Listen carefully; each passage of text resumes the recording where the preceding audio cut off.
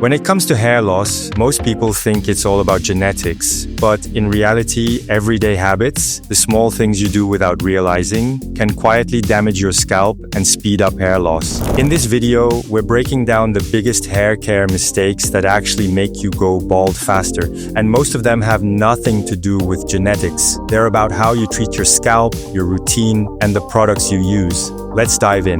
Overwashing or underwashing. Let's start with one of the biggest mistakes, washing your hair too often or not enough. Your scalp produces natural oils that protect and nourish hair follicles. If you overwash daily with harsh shampoos, you strip away that barrier, leaving your scalp dry, irritated, and inflamed. On the other hand, if you underwash, say, once a week, oil, dirt, and product buildup can clog follicles and lead to inflammation and shedding. So what's the balance? Most people do best washing 2 to 3 times a week, depending on their scalp type. If your scalp feels greasy or itchy, it's time for a wash. If it feels tight and flaky, you're probably overdoing it.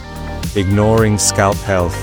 Another major mistake, treating your scalp like it doesn't exist. Your scalp is skin. It needs cleansing, hydration, and circulation just like your face does. When you pile on heavy oils, serums, or styling products without exfoliating, you're blocking follicles. Over time, this suffocates roots and slows new growth. The fix? Once a week, use a gentle scalp scrub or a clarifying shampoo to remove buildup. Follow with a light, nourishing oil, not one that sits heavy on the surface. A clean, healthy scalp is the foundation for healthy hair growth, heat, styling, and tight hairstyles. We've all been there. Straighteners, blow dryers, tight ponytails. But these habits cause micro damage every single time. Constant heat weakens the hair shaft, making it more prone to breakage and thinning. Tight buns or braids pull on the follicle, leading to traction alopecia, a type of hair loss caused by tension. You might notice baby hairs disappearing along your hairline. That's a warning sign. Try loosening hairstyles and limit heat to once or twice a week. And when you do use it, always apply a heat protectant.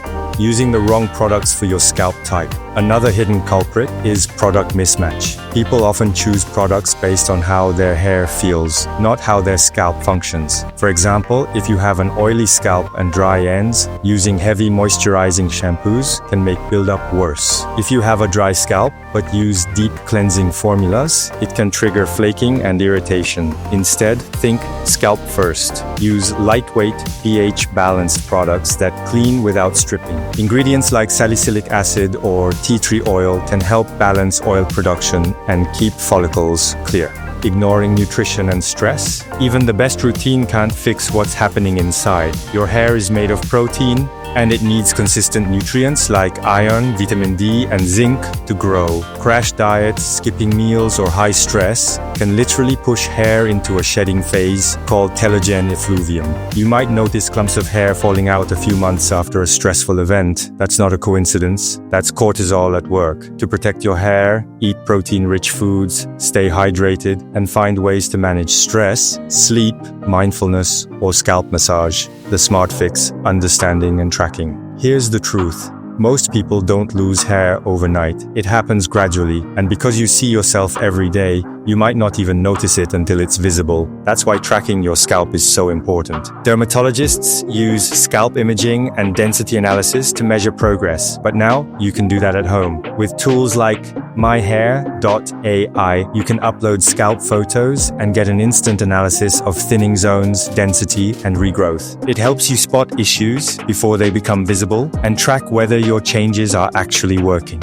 If your goal is to stop hair loss and grow thicker, stronger hair, remember this: it's not just about what you use, it's about how you care for your scalp and body. Avoid overwashing or buildup, limit heat and tension, feed your hair from within, and treat your scalp like skin. And most importantly, track your progress. Because when you can measure your growth, you can manage it. Don't wait until the hair's gone. Start fixing the habits today.